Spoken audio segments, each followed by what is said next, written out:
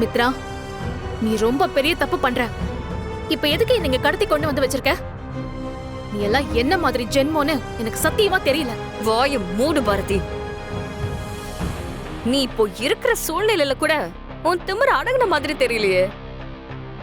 அது சரி, நீ பாட்டுக்கு பெரிய இவ மாதிரி சேலஞ்ச் பண்ணிட்டு போயிட்டா. உன்னை அப்படியே விட்டுருவேன்னு நினைச்சியா? இப்ப என்ன பண்ண போற? அதெல்லாம் உன்கிட்ட சொல்லிட்டு இருக்க முடியாது. கோவில் என்ன சொன்ன? நாங்க ஆதிக்கிட்ட இருந்து வாங்கின சொத்து எல்லாத்தையும் திருப்பி வாங்கி காட்டுறேன்னு சவால் விட்டல்ல.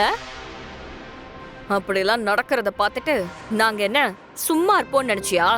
பொடி பைத்தியக்காரி. ஆதிக்கிட்ட இருந்து சொத்தை வாங்க தெரிஞ்ச எங்களுக்கு அதை எப்படி காப்பாத்திக்கணும்னு தெரியும். மித்ரா, இங்க பாரு, நீ என்ன வேணாலும் பண்ணி அந்த சொத்தை காப்பாத்திக்க முயற்சி பண்ணு. அத பத்திலாம் எனக்கு கவலையே இல்ல. ஆனா என்ன இந்த மாதிரி இங்க கடத்தி கொண்டு வந்து வச்சிருக்கிறதெல்லாம் ரொம்ப பெரிய தப்பு. மரியாதையா என்ன விட்டுரு, அதான் உனக்கு நல்லது.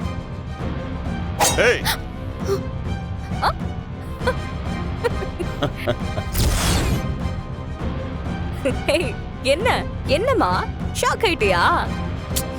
நல்லா வாய் கிழிய பேசுவ. இப்ப பேசு, பேசுவல்ல? ஏய் சூப்பர். கத்தி அப்படியே கழுத்துல வை. கரெக்டா இருக்கு. நான் இதே பொசிஷன்ல ஒரு வீடியோ எடுத்துக்கிறேன்.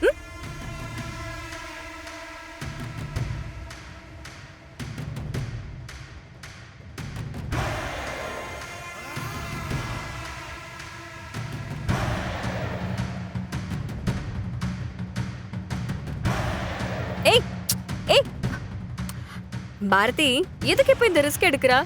நீ பாட்டுக்கு தலைய அப்படி இப்படின்னு ஆட்டி கழுத்துல கத்தி பட்டு கட்டேற போகுது. அப்படியே இரு, அப்படியே இரு கொஞ்ச நேரம்.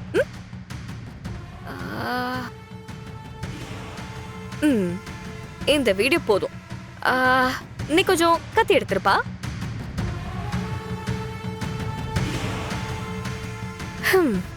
இத அனுப்ப வேண்டியவங்களுக்கு அனுப்பியாச்சு.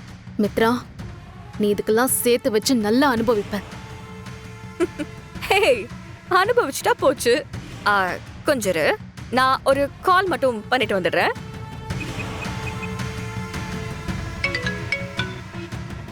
சொல்லு மித்ரா. அத்தை, நீங்க சொன்ன மாதிரியே ஒரு வீடியோ எடுத்து அனுப்பிட்டு. சூப்பர் மித்ரா, இனிமே நான் பாத்துக்கிறேன்.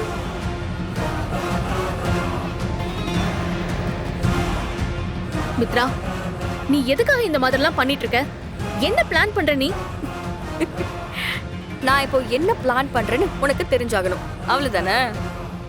அவசரப்படாத, கொஞ்ச நேரம் வெயிட் பண்ணு. உனக்கு லைவாவே நான் படம் போட்டு காட்டுறேன். மித்ரா